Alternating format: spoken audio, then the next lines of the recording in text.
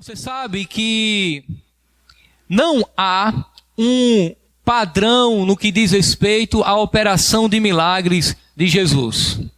Quando nós lemos os evangelhos, nós não encontramos um modo operandi ou um modus operandi padrão naquilo que Jesus faz no momento em que ele realiza um milagre. É interessante porque há momentos que Jesus ele cura de perto. Há momentos em que ele dá um comando e aquela pessoa que está longe, ela é curada. Por exemplo, houve um momento em que trouxeram um paraplégico à presença de Jesus e ele curou e aquele homem saiu andando. Mas houve momentos, como a filha de Jairo, como Lázaro, que Jesus, a filha de Jairo, por exemplo, que Jesus ele cura de longe. Ele dá um comando e a menina é curada. Eu acho que eu me equivoquei. A filha de Jairo, Jesus toma conhecimento previamente, vai à casa dele e a ressuscita. Perdão. Mas perceba que não há uma forma padrão. Há momentos em que Jesus ele é tocado e a pessoa que o tocou é curada. Mas há momentos que ele cura, tocando a pessoa enferma. E é exatamente o que nós vamos ver nessa noite, na narrativa de Mateus capítulo 8, quando Jesus toca em um homem leproso e cura aquele homem. Nós tomamos conhecimento, irmãos, de que no Evangelho de Mateus, os milagres que Jesus opera não são um fim em si mesmo. Os milagres que Jesus opera à luz do Evangelho de Mateus apontam para algo maior. Na realidade, os milagres servem de uma espécie de uma analogia da consumação daquilo que vem de um reino totalmente restaurado, restabelecido, onde não haverá dor, não haverá choro, onde as enfermidades não serão mais uma realidade em nossas vidas. Eu não sei se você consegue, pelo menos, imaginar o que é ter uma vida livre de todas as enfermidades, livre de todas as intempéries da vida, livre de tudo aquilo que nos incomoda. É algo tão extraordinário que muito provavelmente a nossa mente caída no pecado não consegue imaginar o que é ter uma vida livre do sofrimento. Porém, quando Jesus ele opera milagres, ele está dizendo que no reino de Deus, que já é um reino inaugurado, mas quando esse reino for consumado, essa realidade atual será totalmente transformada. E os milagres apontam para isso. Os milagres apontam para esta obra de Cristo, realizada na cruz do Calvário, realizada na sua ressurreição, que possibilita todo sofrimento humano um dia chegar à sua extinção, pois no reino de Deus, na glória, não haverá esta realidade presente. Mateus capítulo 8, versículo 1 ao 4, diz assim a palavra de Deus. Quando ele desceu do monte, grandes multidões o seguiram. Um leproso, aproximando-se, adorou de joelhos e disse: Senhor, se queres, pode purificar-me. Jesus estendeu a mão, tocou nele e disse: quero, seja purificado. Imediatamente ele foi purificado da lepra. Em seguida, Jesus lhe disse: olhe, não conte isso a ninguém, mas vá mostrar-se ao sacerdote e apresente a oferta que Moisés ordenou para que sirva de testemunho. Perceba que as multidões continuam acompanhando Jesus. No capítulo 4, que foi a exposição da semana passada, nós tomamos conhecimento que à medida que Jesus ensinava aos seus discípulos, sempre havia ali uma multidão. Nós não fazemos a mínima ideia de quantas pessoas compunham essa multidão, mas podemos conjecturar que era muita gente, motivo do qual o autor bíblico faz questão de usar essa expressão. Havia uma multidão, o que distingue dois grupos de pessoas, porque havia também ali os discípulos. Quando encerra o capítulo 4, no início do capítulo 5, onde Jesus inicia o seu longo discurso, chamado de o Sermão do Monte, nós tomamos conhecimento que Jesus ele toma uma postura de assento, os seus discípulos estão ali, muito provavelmente em torno de Jesus, e a Bíblia diz que havia uma multidão. Quando Jesus desce do monte, a multidão permanece. Quando ele termina o Sermão do Monte, no versículo 28 e 29 do capítulo 7, o texto diz que as multidões estavam maravilhadas com o seu ensino, porque ele não ensina, ou ele não ensinava como os escribas, os mestres da lei. De maneira que à medida que Jesus ia ensinando, as multidões ficavam estupefatas e queixo caído com o seu ensinamento. A grande questão, meus irmãos, é que nem sempre as multidões seguiam Jesus com a motivação correta. A maioria daqueles que compunham essa multidão iam apenas para ver o milagre pelo milagre. Iam para comer, iam para beber, iam para ter a sua saúde física restaurada. E nem sempre eles compreendiam corretamente o objetivo da realização daqueles milagres. Perceba que Jesus, ele ensinou aqui, e o ensino e a pregação fazia parte do ministério de Jesus, mas os milagres eram a parte concreta dos seus ensinamentos. Ele ensinava nas sinagogas, ele pregava o evangelho do reino, mas quando ele operava milagres, aquele milagre estava testificando as suas palavras. Aqueles milagres eram para que todos que ali estavam pudessem perceber o quanto Jesus é poderoso, o quanto o evangelho é libertador. Não era um fim em si mesmo. Por quê? Porque Jesus não era um simples curandeiro. E há muita gente servindo a Jesus para alcançar alguma coisa de sua parte. É bem verdade, como já argumentamos, que por uma ação da graça comum de Deus, Ele pode abençoar, curar quem Ele quiser. Mas o objetivo é sempre revelar através dessa cura, revelar através dessa ação miraculosa o evangelho da graça. O evangelho que salva pecadores, tirando do seu estado de condenação e conduzindo para a vida eterna. O texto que lemos, meus irmãos, revela justamente essa verdade. Revela que Jesus graciosamente liberta homens, seres humanos, dos seus pecados. Essa verdade nós vamos ver mais uma vez, não é uma regra, mas em 3 pontos distintos, que se harmonizam no texto. Em primeiro lugar, versículos 1 e 2, a postura de um pecador. Segundo, versículo 3, a manifestação da graça de Cristo. E por final, o embate da lei lá no versículo 4. Eu chamo a sua atenção ao primeiro ponto, a postura de um pecador. A Bíblia diz que quando Jesus desceu do monte, e daí você entende que ele havia terminado o seu discurso. Aquilo que nós chamamos de a ética do reino. Ele estava ensinando aos seus 12 discípulos como eles deveriam se comportar na sua vida religiosa, na sua vida prática no mundo, na sua relação com a lei, uma vez que agora eles faziam parte do reino de Deus.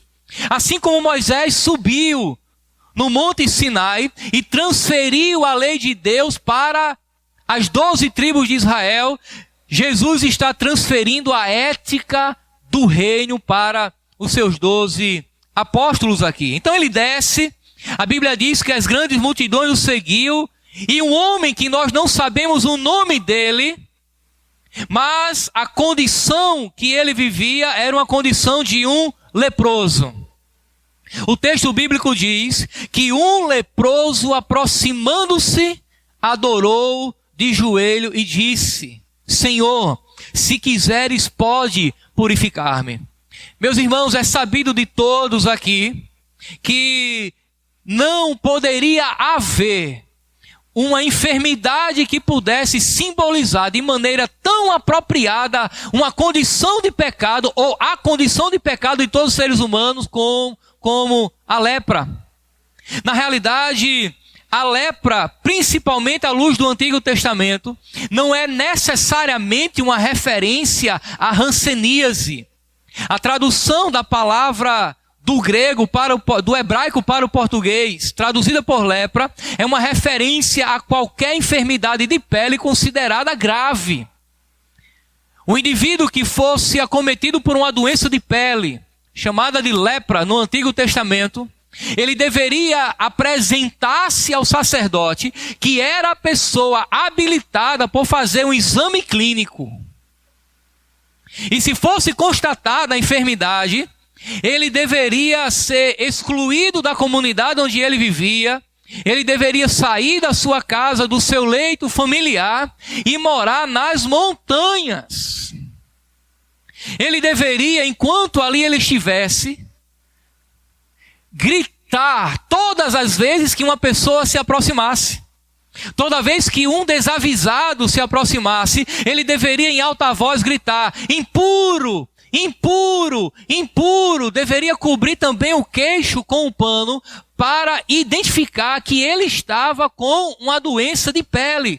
A questão é que todos aqueles que fossem acometidos dessa enfermidade se colocava numa condição de cerimonialmente impuro. É uma enfermidade que simbolizava o pecado.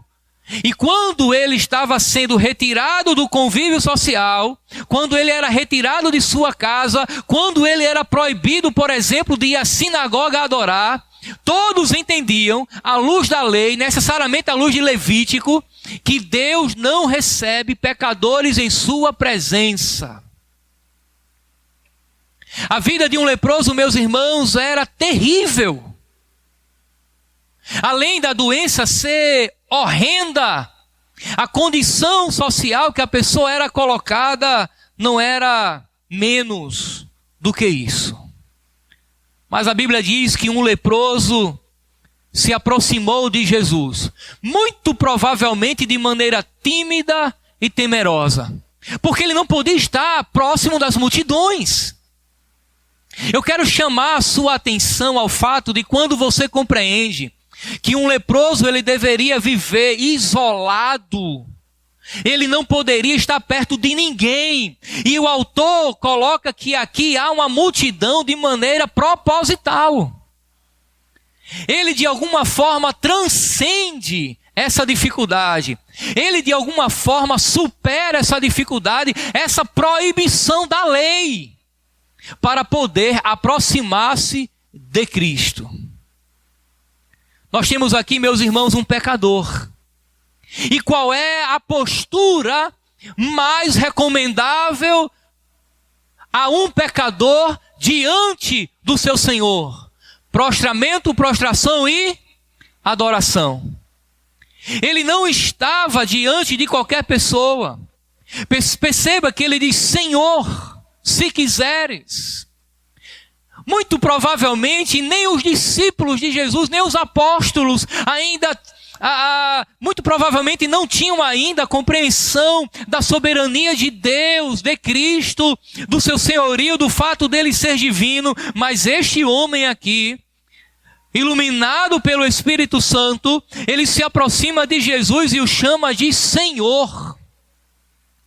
Porque um discípulo, meus irmãos, um servo, um pecador, não pode aproximar-se de Jesus em uma postura diferente ou com uma postura diferente, a não ser para considerá-lo Senhor. Quando eu e você, quando nós nos aproximamos de Cristo, reconhecendo o seu senhorio, está implícito em nossas palavras que nós somos o servo.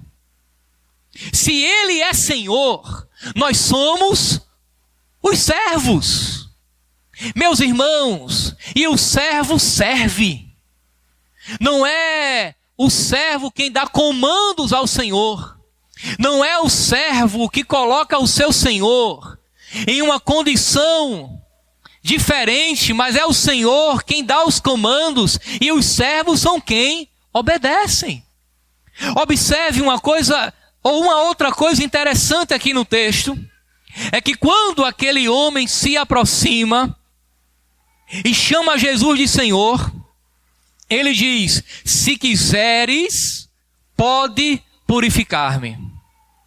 Meus irmãos, este homem aqui, ele não questiona o poder de Jesus.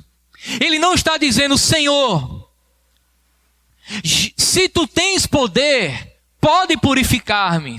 Não. Ele está dizendo: se tu quiser, pode purificar-me. Ele já pressupõe que Jesus tem poder para fazer aquilo. Ele entende que Jesus, ele é absolutamente poderoso. Mas mais do que isso, ele se coloca à disposição de Jesus querer ou não querer operar o seu poder em sua vida. Essa oração, esse pedido é extremamente desconfortante aos nossos corações. E nem todo mundo tem coragem de fazer a oração do tipo: Senhor, se for de tua vontade, opera o milagre. Porque quem está enfermo quer ser curado. Quem tem problemas quer o problema resolvido. Quem tem enfermidades medonhas quer livrar-se do problema, da enfermidade, daquilo que incomoda. E daí, meus irmãos, orar a Cristo e dizer: Senhor, se tu quiseres, pode me curar. É admitir a possibilidade que Jesus, ele pode curar ou não curar. Que ele pode te abençoar ou não te abençoar. Mas sabe o que está aqui em suas palavras?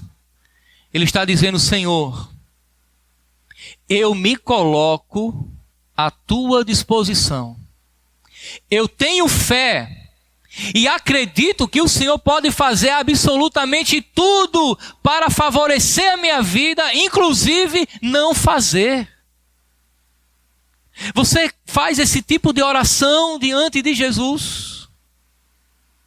Se Jesus não te curar, se a bênção não bater a tua porta, você vai continuar considerando Ele Senhor da tua vida?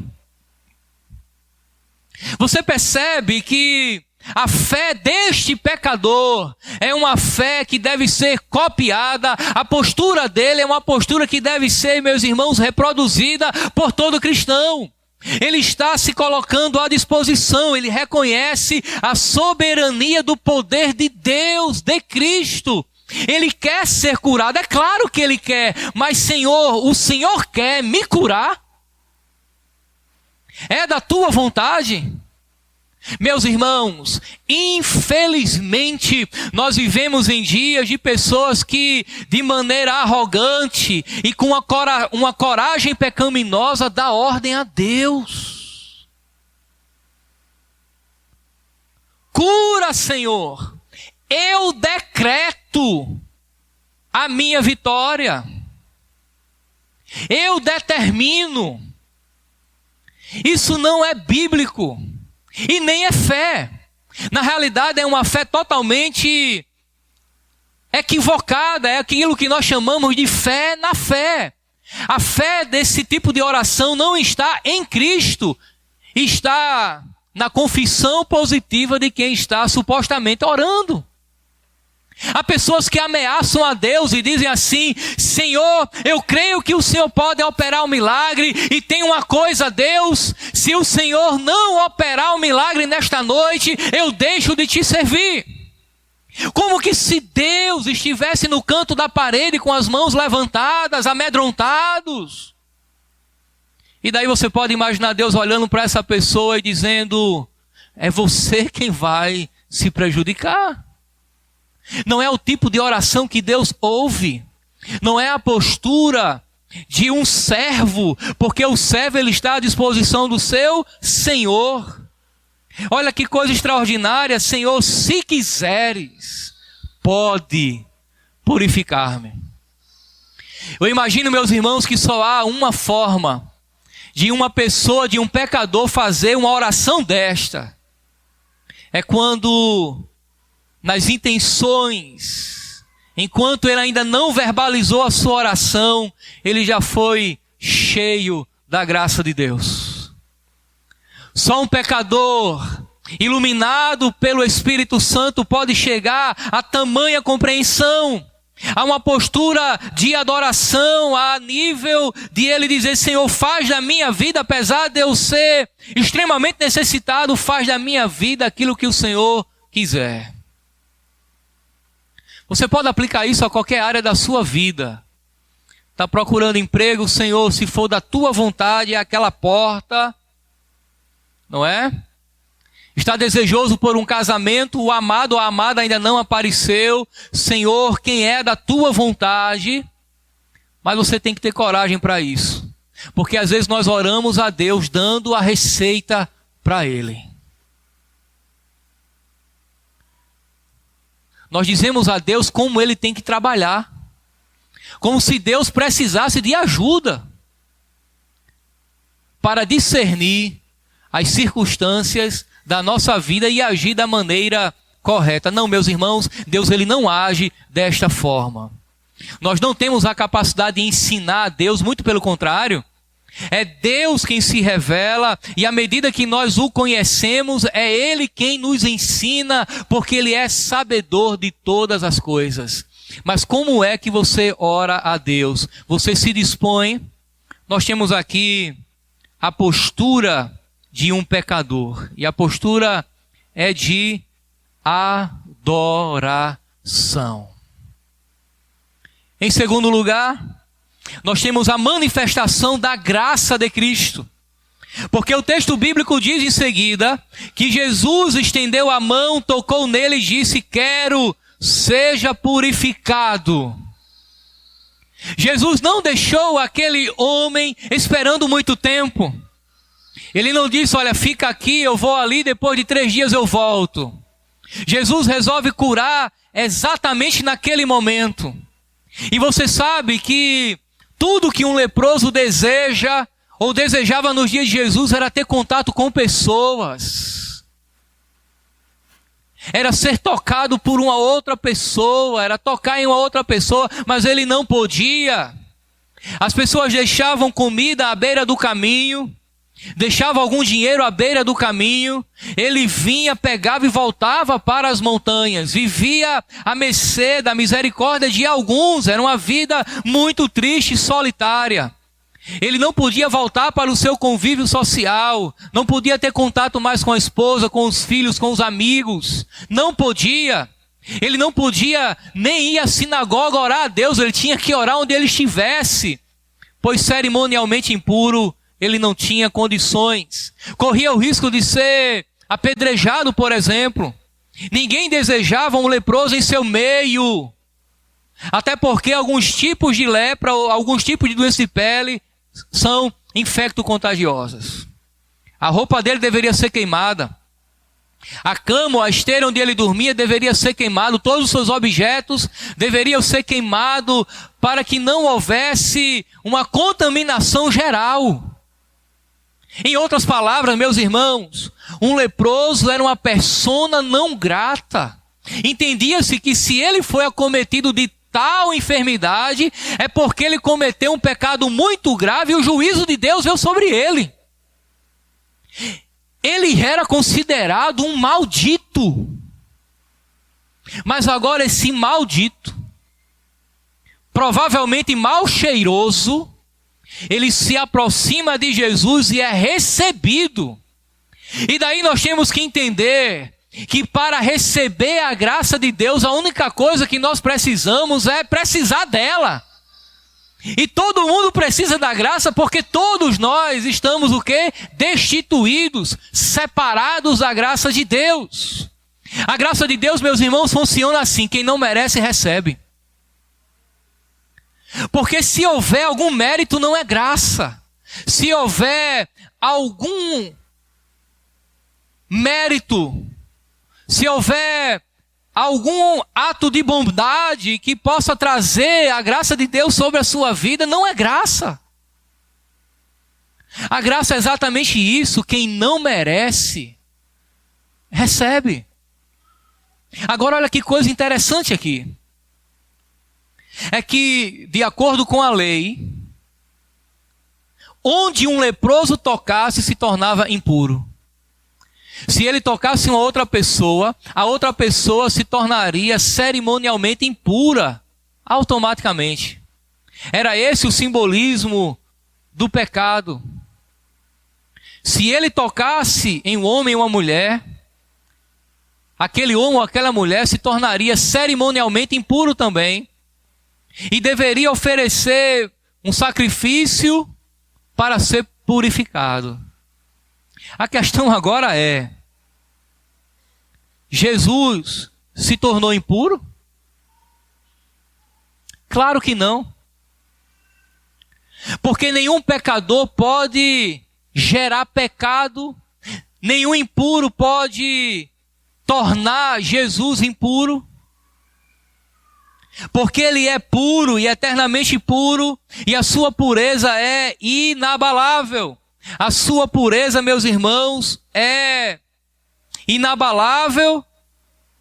E o que acontece aqui é exatamente o contrário. Não é o leproso que transforma Jesus cerimonialmente impuro, mas é Jesus que, quando toca no leproso, o purifica. A pureza de Cristo, a santidade de Cristo, o poder de Cristo, quando aplicado à vida daquele homem, o restaura completamente. E isso, meus irmãos, é a manifestação da graça de Deus. Porque nós estamos diante de alguém que não merece, mas recebeu. Jesus, ele abençoa aqueles que não têm nenhum bem para oferecer. Aqueles que não se apresentam diante de Deus com o coração orgulhoso. Uma palavra famosa que costumamos dizer nos últimos dias: um coração jactancioso. Mas Jesus abençoa aqueles que se apresentam diante dele sem nada a oferecer, com as mãos vazias. Porque a partir do momento que você se aproximar diante de Jesus, achando que ele pode te curar por algum mérito, algum bem, algo bom inerente à sua pessoa, você já não é mais digno. Já é pecado. Percebem, meus irmãos, que esse homem se apresenta diante de Deus sem oferecer absolutamente nada. Essa mesma postura que nós temos que nos aproximar de Cristo, de mãos vazias, é a postura, meus irmãos, do humilde de coração que Jesus falou no capítulo 5 do Sermão do Monte, quando ele diz: bem-aventurados os humildes de coração. O humilde que Jesus fala não é o pobre financeiramente. Não diz respeito à classe social. O humilde de coração é aquele que se aproxima de Cristo, declarando que nada tem e apresentando diante de Cristo todas as suas necessidades, porque Ele é a fonte de todos os recursos. E às vezes nós nos apresentamos diante de Cristo como meninos mimados, como se Deus tivesse a obrigação de fazer qualquer coisa por nós. Meus irmãos, não. Entenda definitivamente: aquele que não pode fazer o que quer, com quem quiser, a hora que quiser, da maneira que quiser, não pode ser Deus. uma das características divinas, ou o fato de Deus ser Deus, é justamente o fato dele não receber influências externas. Ele abençoa quando ele quer, como ele quer, da maneira que ele quiser e a quem ele quer. Deus, ele não está à mercê de variantes. Ele não recebe estímulos externos. Ele age baseado na sua própria vontade, na sua própria palavra. Deus é suficiente em si mesmo. Como disse alguns estudiosos, ele é totalmente outro. Ele é distinto de sua criação, apesar de se revelar nela, apesar de sustentá-la, mas ele não recebe ordem de absolutamente ninguém, e isso lhe faz ser Deus. Você percebe que há momentos que nós gostamos de ser Deus? Queremos comandar tudo, até o próprio Deus. Talvez isso por uma tradição cristã pagã. Olha, meus irmãos, com todo respeito, talvez alguns de vocês, nós não podemos fazer com Jesus ou com o próprio Deus como se faz, por exemplo, com Santo Antônio para ele dar um casamento. Ele é punido, bota ele de cabeça para baixo. Porque se você não me der um casamento, você está perdido. Isso é feito com os ídolos que são manipulados pelas mãos dos homens. Mas com o Deus verdadeiro, não se faz. Há uma tentativa arrogante e pecaminosa no coração dos seres humanos de manipular a Deus. Nós não fazemos isso como o que eu acabei de dizer agora, porque essa realidade religiosa já não nos pertence mais, mas nós ameaçamos Deus a não servir mais no ministério da igreja, a não colaborar mais com os nossos recursos. Nós ameaçamos que se Deus não fizer, nós vamos tomar as rédeas da nossa vida, vamos nos desviar do caminho. Percebe que isso é paganismo dentro do povo de Deus? Você percebe que são práticas pagãs dentro de uma realidade que já deveria ser purificada dessa realidade? Meus irmãos, isso não é graça. A graça é aquilo que nós não merecíamos, mas Deus, pelo seu infinito amor, resolveu nos dar. Misericórdia é aquilo que nós merecíamos e era condenação, e Deus misericordiosamente não nos deu. E nós somos alcançados por essa graça. Eu e você, cada um que aqui está, que teve uma experiência de salvação com Cristo, foi alcançada por essa maravilhosa graça. E daí você pode imaginar, mas eu não sou um leproso. No sentido que esse homem aqui era, concordo com você, até onde eu sei, não há ninguém aqui com lepra ou com alguma doença de pele considerada grave. Mas entenda que quando Jesus ele cura este homem, ele não cura apenas a coceira do seu corpo, mas aquilo que carcomia o seu coração, a sua alma.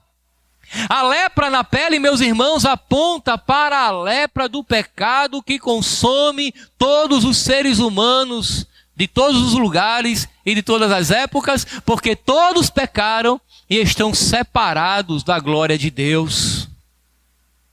A lepra é o pecado, e não há aqui, a começar de mim, ao mais novo nessa igreja, a começar da minha pessoa, a todos os infantes, que possam bater no peito e dizer que não tem pecado. E quando Jesus nos cura, Ele está curando porque Ele é gracioso. Quando Ele perdoa o nosso pecado, Ele está perdoando porque Ele é gracioso. Meus irmãos, A lepra talvez não esteja na pele, mas a lepra pode estar no coração, aquilo que nós chamamos de o reino das intenções e das emoções. A lepra do pecado, ela está aqui. É quando a sua mente comanda uma coisa e a sua mão faz outra. É quando a sua mente comanda uma coisa, mas o seu coração é direcionado a outra que não glorifica a Deus. O pecado, ele brota no reino das intenções, de maneira que quando nós o cometemos, na prática, de fato e verdade, nós já o consumamos no nosso coração. É por isso que Jesus nos ensinou, à luz do Sermão do Monte, a amputar desejos pecaminosos, quando ele diz: se o teu olho te leva a pecar, arranca, joga fora. Se a tua mão, teu pé te faz pecar, também arranca e joga fora. É uma hipérbole, um exagero. É uma figura de linguagem para dizer o quão terrível é o pecado e o quão radical é o reino de Deus. Você percebe que nesse sentido, o mundo é um verdadeiro leprosário. Porque o mundo é um mundo de pecados. Meus irmãos, e a não ser que Deus, graciosamente, traga um toque restaurador na nossa alma, nós permaneceremos com a enfermidade da lepra na nossa alma. Terceiro e último lugar, nós temos aqui o embate da lei. Perceba que coisas interessantes acontecem aqui. Coisas que poderiam municiar os opositores de Jesus, dando a eles fundamento para acusar Jesus e dizer: olha, ele quebrou a lei de Moisés, ele é um blasfemo. Primeiro, Jesus se aproxima de um leproso e o toca. A lei não autorizava. Jesus conversa com aquele homem, um estudioso, ele traz uma curiosidade, ele diz que na realidade o toque aqui não é a melhor tradução do texto. Ele diz que o texto grego aponta para a ideia de que Jesus o envolveu com os braços e disse: seja curado, seja purificado, sem nenhum nojo. E isso é graça. É Deus suportando o odor do nosso pecado e trazendo purificação. Mas aparentemente Jesus, ele está quebrando a lei de Moisés. Mas em seguida ele diz: olhe, não conte a ninguém. E há uma razão para isso. As multidões o seguiam, a fama de Jesus campeava solto, as oposições começavam a se levantar, e Jesus, ele não quer trazer no momento maiores problemas, porque ele sabia que o objetivo era a morte por crucificação e ainda não havia chegado a sua hora. Então ele pede segredo e diz o seguinte: vá mostrar-se ao sacerdote e apresente a oferta que Moisés ordenou para que sirva de testemunho. Perceba que agora Jesus chama o ex-leproso agora à realidade da lei, ao cumprimento da lei. Vá ao sacerdote. Por quê? Porque era o sacerdote quem era a pessoa habilitada a fazer o exame clínico naquele momento e constatar a ausência da enfermidade. Mas ele tinha que ofertar, levar a oferta que Moisés ordenou para servir de testemunho. Jesus está obedecendo a lei. Por quê? Uma curiosidade. Entenda que até o momento de Jesus ser crucificado, tudo ainda é Antigo Testamento. Jesus ainda está vivendo o Antigo Testamento, são os últimos dias. Está no limiar, na fronteira, o reino de Deus fora inaugurado. Mas é necessário que a lei ainda seja cumprida. O Cordeiro de Deus ainda não morreu na cruz do Calvário. Ainda não há o cálice da nova aliança. Vai chegar, ele se aproxima. Então Jesus está vivendo os últimos momentos da antiga aliança. E aí ele diz, olha, vai ao sacerdote, te apresenta e oferte para que sirva de testemunho. Meus irmãos, aqui acontece uma coisa maravilhosa. Por quê? Porque Jesus está, presta atenção, restaurando a integridade e a dignidade deste homem. Ele agora vai voltar ao seu convívio social. Ele agora vai voltar para a sua casa, para a sua comunidade, para o seu bairro, para a sua família. Ele agora vai poder deitar na sua cama com a sua esposa, ladeado pelos seus filhos. Ele agora vai poder celebrar a vida com os seus amigos, vai poder acender novamente a churrasqueira. Ele vai poder novamente convidar as pessoas para virem à sua casa, testemunhar do que Jesus fez. E todos perceberão que ali já não há mais lepra, que ele foi absolvido daquela enfermidade, testificado pelo sacerdote, e agora ele pode voltar para a sua casa. Jesus restaura o convívio social, Jesus restaura também a dignidade desse homem. Ele vivia como bicho nas montanhas, mas agora ele volta a ser gente na sua casa. Mas o melhor, ele tem agora a liberdade de cultuar a Deus. Ele pode ir à sinagoga, levantar as mãos, adorar o Senhor, entoar os salmos, fazer as orações, ouvir a exposição e a leitura da lei. A relação de culto dele agora é restaurada, porque ele pode retornar ao local de culto, ele já não é mais cerimonialmente impuro. Meus irmãos, é exatamente isso que a graça de Deus opera em nossas vidas quando nós somos salvos. Há uma restauração completa. A nossa dignidade de ser gente, a nossa dignidade de ser homem, verdadeiramente homem, conforme nós somos criados, é restaurada pelo poder do Evangelho. Nós agora estamos nos conformando à imagem de Cristo, sendo verdadeiramente aquilo que nunca deveríamos ter deixado de ser. A nossa relação com Deus, que era de inimizade, o nosso culto a Deus, que estava totalmente comprometido por causa do pecado, agora não está mais. A nossa relação foi restaurada. Nós podemos entrar na presença de Deus, no Santo dos Santos, pelo novo e vivo caminho, pelo sangue de Jesus, e adorar o Pai em espírito e em verdade. Não há nada que bloqueie a nossa relação com Deus a não ser o pecado. E o que é pecado? É toda e qualquer desconformidade, intencional ou não intencional, com a lei de Deus. Você já tentou calçar um sapato ou pequeno ou maior que o seu pé?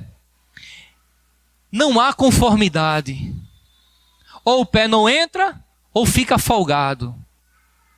Você já tentou colocar uma luva maior que a sua mão? Não dá. Não tem conformidade, não é o padrão. E daí você entende que está em desconformidade com a lei de Deus é não se encaixar perfeitamente naquilo que Deus estabeleceu na sua lei moral. Pecado é tudo aquilo que está fora do que Deus estabeleceu como padrão para todos os seus filhos. E quando Cristo nos salva pela graça, a nossa relação de culto, ela é totalmente restaurada. É o que você está fazendo aqui nessa noite. E daí a pergunta é, será que de fato você desfruta dessa relação? Você entende que, à medida em que você cultua a Deus, Deus verdadeiramente recebe o teu culto? Você entende que já foi perdoado dos seus pecados, que já não há mais nenhuma condenação sobre você? Você entende que já foi agraciado por Deus e não há mais nenhum bloqueio no seu culto a Deus? Um culto, irmãos, que é destituído de qualquer elemento ou ritual religioso pagão. Você não precisa acender uma vela para cultuar a Deus. Você não precisa usar de patuais, sal grosso, galho de arruda ou coisas afins para ter um contato com Deus. Porque nada além de Jesus Cristo pode mediar a nossa relação com Ele e restaurar o nosso culto. O teu dízimo não é mediador. A frequência na igreja não é mediadora. Nem mesmo a sua santidade é mediadora. Apenas Cristo pode mediar a sua relação com Deus e te fazer santo. É diferente. Os louvores não mediam a nossa relação com Deus. Nós louvamos a Deus porque Cristo é o mediador e através dele nós louvamos a Deus. Quem leva você à presença do trono não são os louvores, é Cristo. E uma vez que nós estamos em Cristo, diante de Deus, nós louvamos, adoramos. Essa é a ordem das coisas. A questão é o quanto o pecado tem te atrapalhado no teu culto a Deus. Você já parou para pensar nisso? O quanto pecamos? Meus irmãos, hoje é culto de ceia. E não há ocasião mais propícia, mais adequada para confessarmos os nossos pecados do que um momento como esse. A razão é simples e sabida por todos. É que aquele que come e bebe do pão e do sangue de Cristo sem discerni-lo, come e bebe condenação para si. Parece algo simples, mas é espiritualmente profundo e extremamente perigoso. Porque o apóstolo Paulo disse que naquela igreja de Coríntios, alguns estavam enfermos, fracos, doentes, não é? E ele usa um eufemismo quando ele diz, outros dormem. Na realidade, alguns já haviam morrido. Porque não discerniram a ocasião. Com isso eu quero dizer que no momento de culto, quando não há confissão dos nossos pecados, nós estamos à mercê da ação do juízo divino. Você cultua a Deus com o coração livre e aberto? Você tem o hábito de confessar os seus pecados a Deus regularmente?